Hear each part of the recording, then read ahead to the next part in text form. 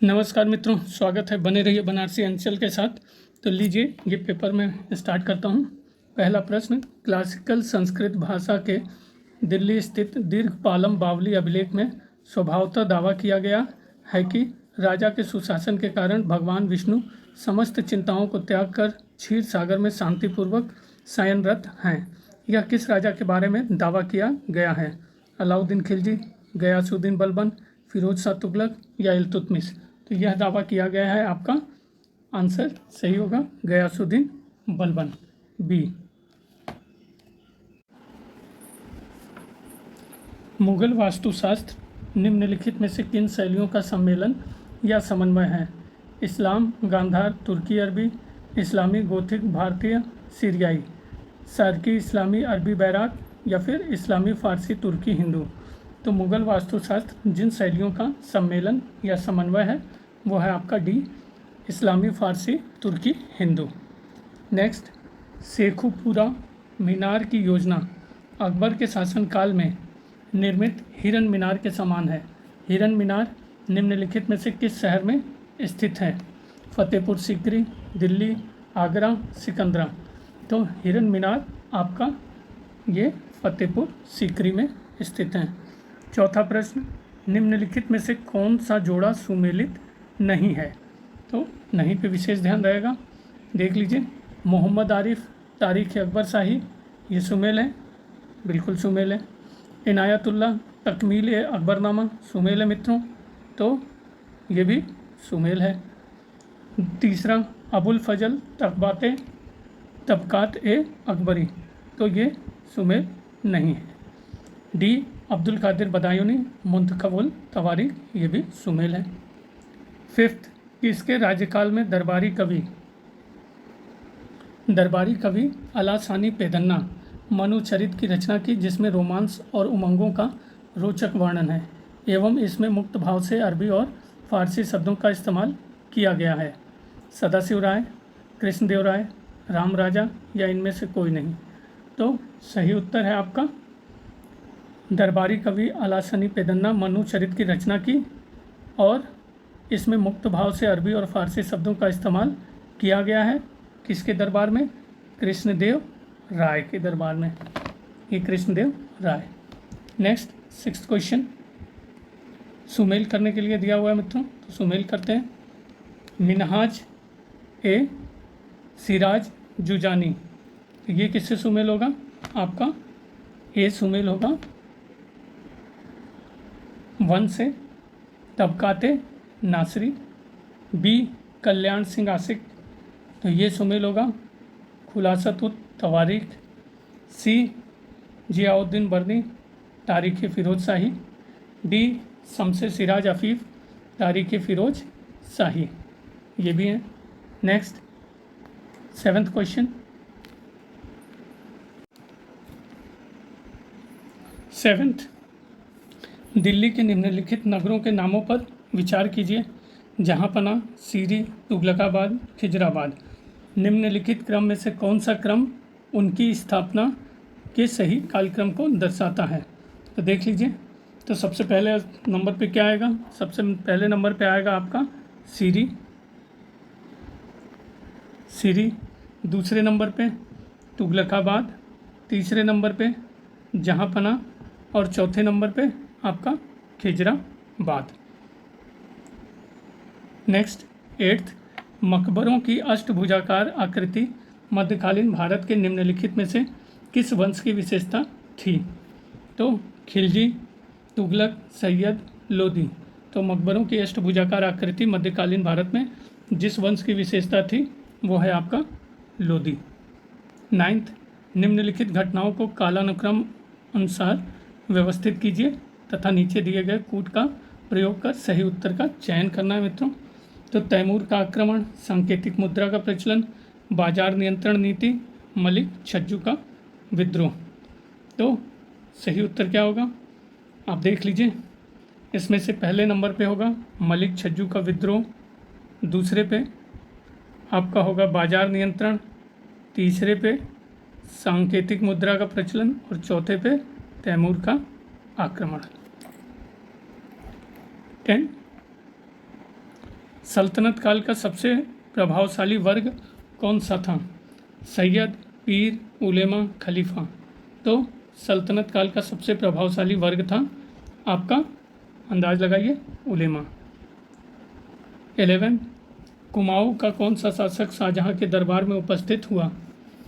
रूपचंद्र, रुद्रचंद्र, बाज बहादुर चंद्र, ज्ञानचंद, कीर्तिचंद्र। तो कुमाऊँ का जो शासक शाहजहाँ के दरबार में उपस्थित हुआ वह था आपका बाज बहादुर चंद्र। 12, बरनी द्वारा वर्णित त्रिकोणीय संबंध के कौन से तत्व हैं? तो ए, स्वेच्छाचारी राजतंत्र, स्थापित अभिजात्य वर्ग, गैर कुलीन वर्गों के नवोदित वर्गीय, या फिर बी, देख लीजिए इन्हीं 3 ऑप्शन में से हैं। तो सही उत्तर है आपका मित्रों, बरनी द्वारा वर्णित त्रिकोणीय संबंध के जो तत्व हैं वो है आपका ए, स्वेच्छाचारी राजतंत्र, स्थापित अभिजात्य वर्ग, गैर कुलीन वर्गों के नवोदित वर्गीय।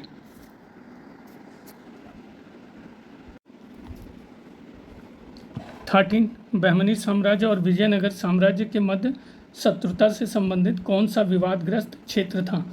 तेलंगाना, गोवा, मुदगल का दुर्ग, रायचूर दोआब। तो बहमनी साम्राज्य और विजयनगर साम्राज्य के मध्य शत्रुता से संबंधित जो विवादग्रस्त क्षेत्र था वो है आपका रायचूर दोआब। 14, भू राजस्व वसूली हेतु ठेका दिए जाने की प्रथा के लिए शब्दावली थी। ठेका, इजारा, जब्ती, कनकूत। तो भू राजस्व वसूली हेतु ठेका दिए जाने की प्रथा के लिए जो शब्दावली थी वो है इजारा। 15, निम्नलिखित में से किसने दीवाने बंदगान नामक नए विभाग की स्थापना की? अलाउद्दीन खिलजी ने, मोहम्मद बिन तुगलक ने, फिरोज शाह तुगलक, बहलोल लोदी। तो जिसने दीवाने बंदगान नामक विभाग की स्थापना की वो है आपका फिरोज शाह तुगलक। 16, 2 कथन है, प्रथम अभिकथन और द्वितीय तर्क दिया हुआ है मित्रों, तो देख लेते हैं पहले कथन को। दिल्ली के सल्तनत काल में शासकीय अधिकारियों का व्यवहार शरीयत द्वारा संचालित होता था। तो ये कथन सही है, तो ये कथन बिल्कुल सही है।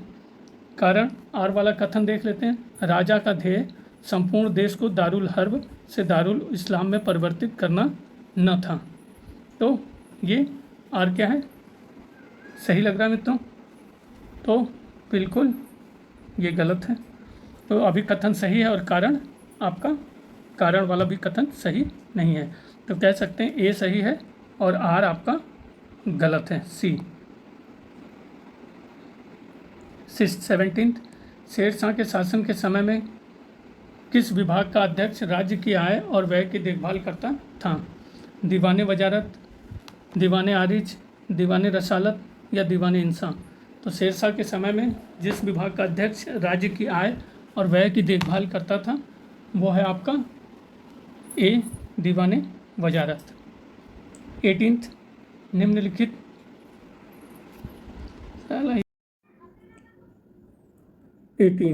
निम्नलिखित सूची से मुगल नीति के तत्वों की पहचान कर दिए गए विकल्पों में से सही विकल्प का चुनाव कीजिए। राजतंत्रीय शासन व्यवस्था, वंशवादी शासन व्यवस्था, जागीरदारी और एकता व्यवस्था। तो सही उत्तर आपका कौन सा होगा? राजतंत्रीय शासन व्यवस्था मुगल नीति के तत्व थे, बिल्कुल थे। वंशवादी शासन व्यवस्था ये भी थे, जागीरदारी ये भी थे, और एकता व्यवस्था ये नहीं थे। तो ए, बी और सी। 19, 1582 में टोडरमल को निम्नलिखित में से कौन सा पद दिया गया था?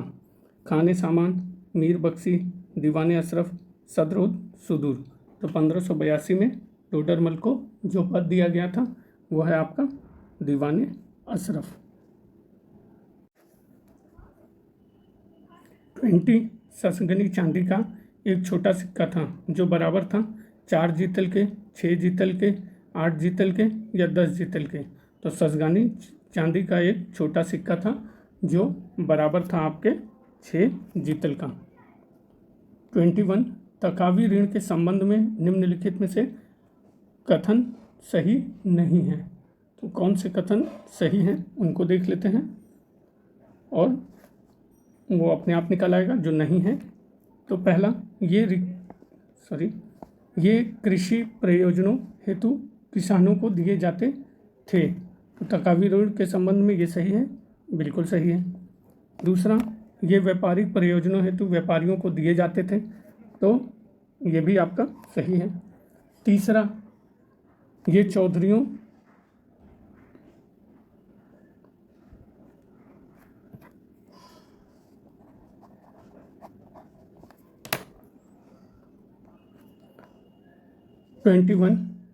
तकावी ऋण के संबंध में निम्नलिखित में से कौन से कथन सही नहीं है। तो नहीं पे विशेष ध्यान रहेगा। ये कृषि प्रयोजनों हेतु किसानों को दिए जाते थे। तो ये कथन तो मित्रों आपका सही है। ये व्यापारिक प्रयोजनों हेतु व्यापारियों को दिए जाते थे, ये कथन सही है या गलत। तो मित्रों ये कथन आपका गलत है।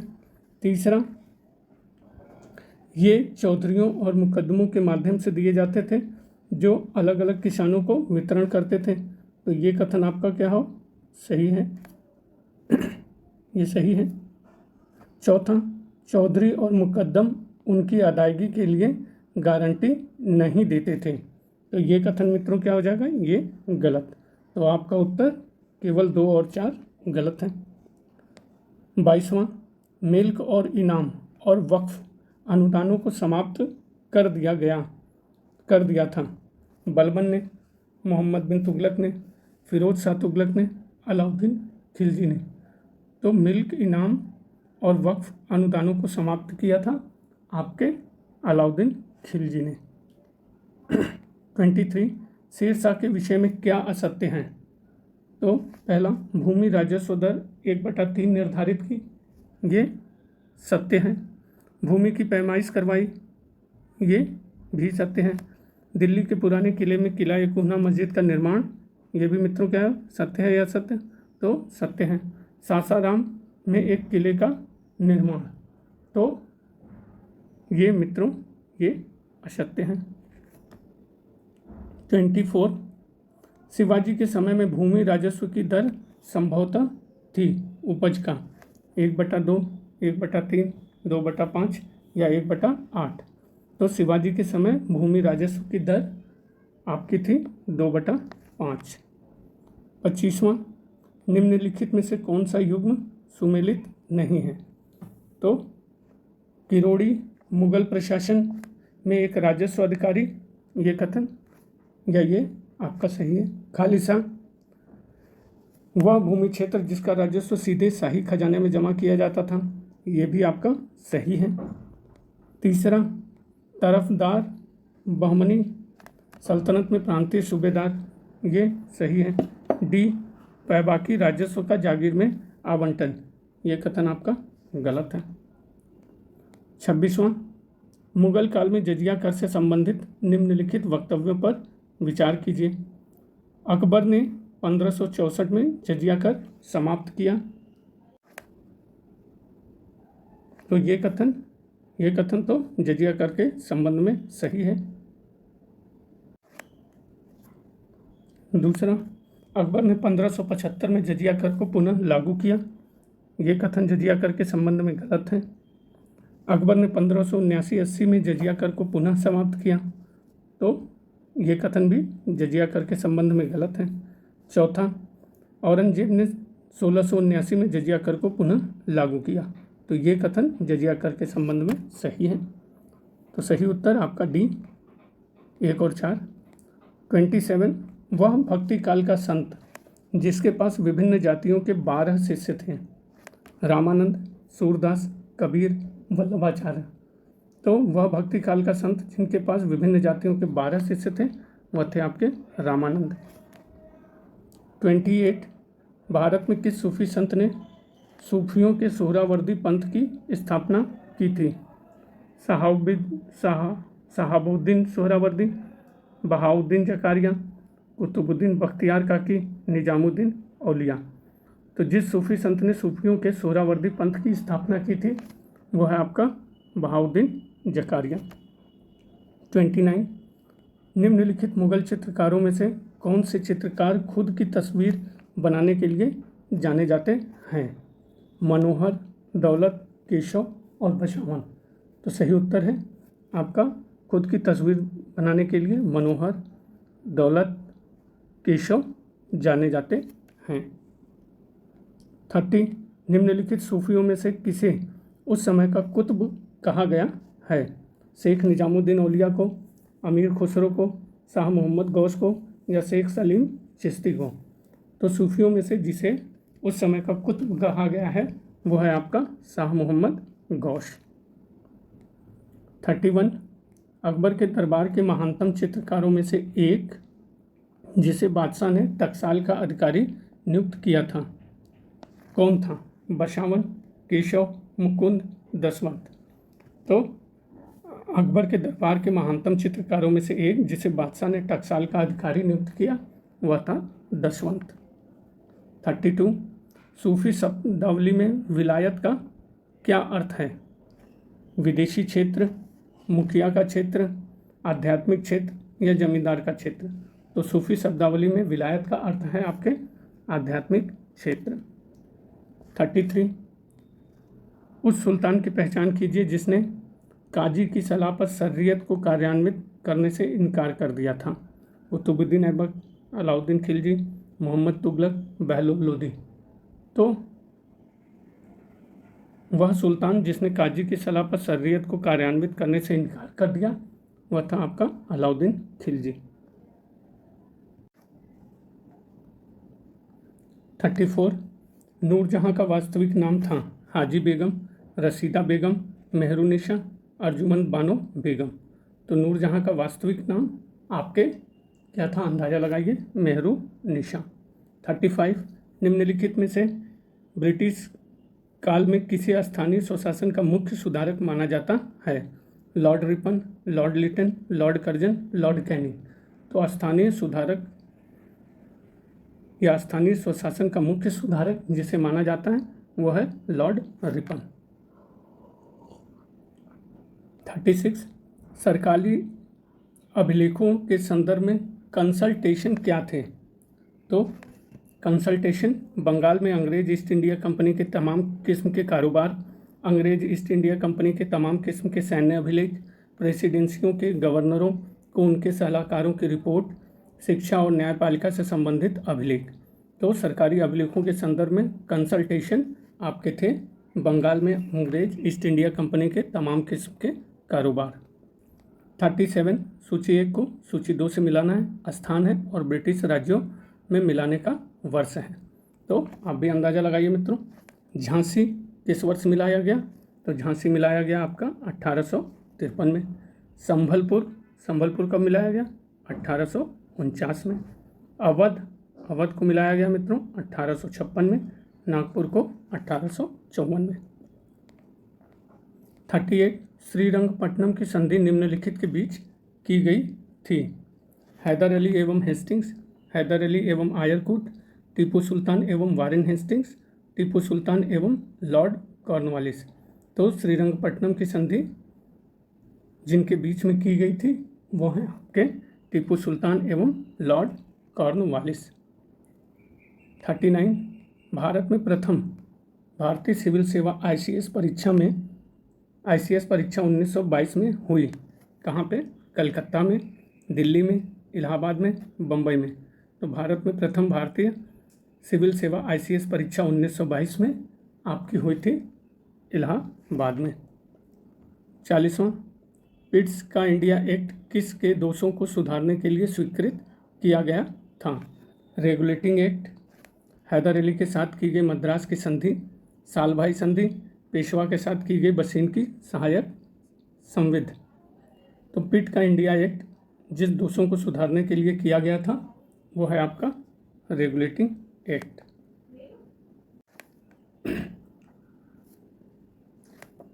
41 चतुर्थ आंग्ल मैसूर युद्ध का तात्कालिक कारण था? टीपू तथा दरबार से अंग्रेजी रेजिडेंट हटा दिया जाना, टीपू का फ्रांसीसियों से गठबंधन, अंग्रेजों की मैसूर हड़पने की तीव्र इच्छा, टीपू द्वारा अंग्रेजों की अधीनता स्वीकार न करना। तो चतुर्थ आंग्ल मैसूर युद्ध का तात्कालिक कारण था टीपू द्वारा अंग्रेजों की अधीनता स्वीकार न करना। 42 निम्नलिखित स्थानों में से अंग्रेजों ने सर्वप्रथम रैयतवाड़ी बंदोबस्त किस क्षेत्र में लागू किया? गंगा घाटी, मद्रास एवं मुंबई, उड़ीसा एवं बंगाल, अवध। तो अंग्रेजों ने सर्वप्रथम रैयतवाड़ी बंदोबस्त को जिस क्षेत्र में लागू किया वह है मद्रास एवं मुंबई। 43वां निम्नलिखित में से कौन सा ईस्ट इंडिया कंपनी के अस्थायी राजस्व बंदोबस्त का मुख्य प्रतिफल नहीं था? तो नहीं पे फिर से विशेष ध्यान रहेगा, देख लीजिए। इसने जागीरदारों का एक वफादार वर्ग खड़ा किया, ऐसा हुआ था? बिल्कुल हुआ था। काश्तकारों को जमींदारों की कृपा पर छोड़ दिया गया, ये सत्य है? बिल्कुल सत्य है। कंपनी की राजस्व वृद्धि प्रक्रिया में रुकावट आ गई, ये भी सत्य है। डी कृषि उत्पादन को विशेष बढ़ावा मिला। तो ये मित्रों मुख्य प्रतिफल अस्थायी राजस्व बंदोबस्त का नहीं था। 44वां किसने तर्क किया कि औपनिवेशिक काल में भारतीय उद्योगों का विकेंद्रीकरण नहीं हुआ? Amiya Bagchi, Bipan Chandra, Morris D Morris, Jawaharlal Nehru. तो जिसने यह तर्क किया कि औपनिवेशिक काल में भारतीय उद्योगों का विकेंद्रीकरण नहीं हुआ वो है आपका मॉरिस डी मॉरिस। 45वां 1791 में वाराणसी में किसने संस्कृत कॉलेज प्रारंभ किया था? David Hare, Warren Hastings, Jonathan Duncan, William Jones.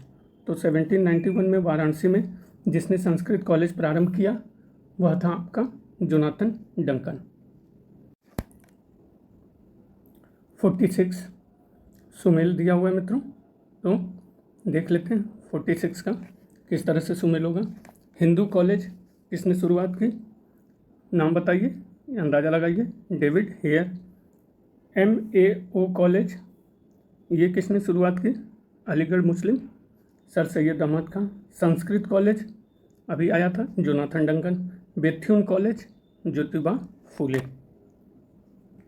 47 1906 में गठित डिप्रेस्ड क्लास मिशन सोसाइटी के प्रथम प्रेसिडेंट कौन थे? अंबेडकर, चंद्रावरकर, गोपाल कृष्ण गोखले या ज्योतिबा फूले। तो 1906 में गठित डिप्रेस्ड क्लास मिशन सोसाइटी के प्रथम प्रेसिडेंट आपके थे चंद्रावरकर। 48 निम्नलिखित में से किसने वर्नाकुलर प्रेस एक्ट लागू किया था? Lord Curzon, Lord Minto, Lord Lytton या लॉर्ड स्टैनले। तो आपका है जिसने वर्नाकुलर प्रेस एक्ट लागू किया था वो है लॉर्ड लिटन। 49 निम्नलिखित में से कौन सा 1857 के विद्रोह का परिणाम नहीं था? विद्रोह मुगल साम्राज्य के ताबूत में अंतिम कील साबित हुआ। तो ऐसा हुआ? बिल्कुल हुआ। इसने मराठा शक्ति के उत्थान के सभी आशाएं धूसरित कर दी। तो ये भी क्या है मित्रों? सत्य है? बिल्कुल सत्य है। इसने कंपनी के शासन को समाप्त कर दिया। तो ये सत्य है या असत्य? तो सत्य है। इसके कारण ईसाई धर्म का प्रसार हुआ। तो ये परिणाम बिल्कुल नहीं है। 50 फराजी विद्रोह का नायक कौन था? आगा मोहम्मद रजा, दद्दू मियाँ, शमशेर गाजी, वजीर अली। तो फराजी विद्रोह का नायक आपके थे दद्दू मियाँ। 51 इंग्लैंड में पढ़ने वाले गुट का नेतृत्व करते हुए किसने 1933 में एक पृथक मुस्लिम राज्य पाकिस्तान का प्रस्ताव दिया था? मोहम्मद अली जिन्ना, सिकंदर हयात, चौधरी रहमत अली, लियाकत अली खां। तो यह प्रस्ताव दिया था आपके चौधरी रहमत अली ने। नेक्स्ट 52 निम्नलिखित में से कौन सविनय अवज्ञा आंदोलन से संबद्ध नहीं था? तो नहीं पे विशेष ध्यान। सी राजगोपालाचारी, अब्बास तैयब जी, सरोजनी नायडू, लाला हरदयाल। तो सी राजगोपालाचारी सविनय अवज्ञा आंदोलन से संबद्ध थे। अब्बास तैयब जी ये भी संबद्ध थे। सरोजनी नायडू गेस कीजिए संबद्ध थे। लाला हरदयाल ये संबद्ध नहीं थे। 53 भारत का दूसरा गवर्नर जनरल कौन था? Lord William, Cavendish Bentinck, Lord Auckland, Lord Metcalfe या लॉर्ड एलनबरो। तो दूसरा गवर्नर जनरल भारत के आपके थे चार्ल्स लॉर्ड मेटकाफ। 54 निम्नलिखित में से कौन सा कथन गांधी इरविन गांधी संधि के संबंध में सही नहीं है। तो देख लीजिए, हिंसा के लिए दोषी सिद्ध व्यक्तियों सहित सभी राजनीतिक कैदियों को रिहा करना, तो ये कथन मित्रों सही है, यही कथन आपका सही नहीं है। बाकी कथन को देखिए, सरकार अभी तक जमा नहीं हुए सभी जुर्मानों की माफ़ी पर सहमत हो गई, ये सहमत हो गई थी। तीसरा, इस्तीफा दे चुके सरकारी कर्मचारियों के प्रति उदार व्यवहार किया जाए, तो ये भी कथन सही था। डी, सरकार ने समुद्र तट के किनारे रहने वाले ग्रामीणों के उपभोग के लिए नमक बनाने के अधिकार को स्वीकृति दी, तो ये भी कथन क्या है, सही है। तो आपका ए जो है वो नहीं सही है, बाकी सारे सही हैं। 55, महात्मा गांधी ने केवल एक बार कांग्रेस के किस वार्षिक अधिवेशन की अध्यक्षता की थी? काकीनाडा 1923, बेलगांव 1924, कानपुर 1925, गुवाहाटी 1926। तो महात्मा गांधी ने केवल एक बार कांग्रेस के जिस अधिवेशन की अध्यक्षता की थी वो है बेलगांव 1924।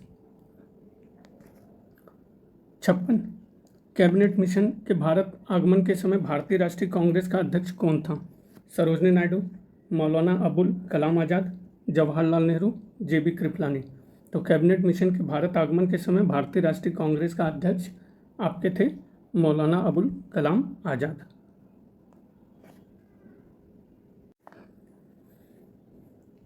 57, निम्नलिखित में से किस तिथि को एडविन मॉन्टेग्यू ने प्रशासन के प्रत्येक भाग में भारतीयों के साथ सहयोग बढ़ाने की ब्रिटिश नीति की ऐतिहासिक घोषणा की थी? 17 जुलाई 1917, 20 अगस्त 1917, 25 अगस्त 1917, 29 अगस्त 1917। तो जिस तिथि को एडविन मॉन्टेग्यू ने प्रशासन के प्रत्येक भाग में भारतीयों के साथ सहयोग बढ़ाने की ब्रिटिश नीति की ऐतिहासिक घोषणा की थी, वह तिथि है आपकी 20 अगस्त 1917। 58, दो वक्तव्य दिए गए हैं, कथन और कारण का है मित्रों, तो देख लीजिए। पहला, अपने नाम के बावजूद हिंदू कोड बिल हिंदू जातियों और मतों के साथ साथ सिखों, बौद्धों और जैनों पर भी लागू किया जाना था। तो कथन क्या है मित्रों, ये सही लग रहा है, तो ये सही है। कारण, स्वतंत्रता के पश्चात समान नागरिक संहिता का समर्थन करने वालों में प्रधानमंत्री जवाहरलाल नेहरू और कानून मंत्री डॉक्टर BR अम्बेडकर थे। तो ये कथन के रूप में सही है, लेकिन कारण के रूप में सही है कि नहीं मित्रों? तो कारण के रूप में ये सही नहीं है, तो कह सकते हैं ए और आर दोनों सही हैं, लेकिन व्याख्या सही नहीं है। 59, भारतीय संघ में विलय के लिए इंस्ट्रूमेंट ऑफ एक्सेशन पर हस्ताक्षर करने वाला कौन सा रियासती राज्य था? पटियाला, बड़ौदा, बीकानेर, उदयपुर। तो भारतीय संघ में विलय के लिए इंस्ट्रूमेंट ऑफ एक्सेशन पर हस्ताक्षर करने वाला जो रियासती राज्य था वो है आपका बीकानेर। 60, निम्नलिखित में से वह कौन सी आसन्न समस्या थी जिसका सामना भारत को स्वतंत्रता प्राप्ति के तुरंत बाद करना पड़ा? विभाजन के पश्चात सीमाओं का व्यवस्थापन, सिविल सेवा कार्मिकों का विभाजन, सैन्य परिसंपत्ति का विभाजन, सांप्रदायिक एवं शरणार्थी समस्या। तो वह आसन्न समस्या थी जिसका सामना भारत को स्वतंत्रता प्राप्ति के तुरंत बाद करना पड़ा, वह थी आपकी सांप्रदायिक एवं शरणार्थी समस्या। 61, भारतीय राष्ट्रीय कांग्रेस ने निम्नलिखित में से किस अधिवेशन में समाजवादी पद्धति का लक्ष्य अपनाया? जयपुर अधिवेशन 1948, नासिक अधिवेशन 1950, अवाड़ी अधिवेशन 1955, नागपुर अधिवेशन 1959। तो भारतीय राष्ट्रीय कांग्रेस ने जिस अधिवेशन में समाजवादी पद्धति का लक्ष्य अपनाया वो है आपका अवाड़ी अधिवेशन 1955। तो ये मित्रों, ये जो सीरीज है बी सीरीज, इसके अंदर मित्रों मध्यकालीन और आधुनिक से संबंधित प्रश्न हैं। अगर आपका प्रिपेयर है तो इस सीरीज में बने रहिए और अपना अनुमान लगाते रहिए, अपना आकलन करिए। बने रहने के लिए बनारसी अंचल के साथ बहुत बहुत धन्यवाद। प्लीज़ सब्सक्राइब करिए।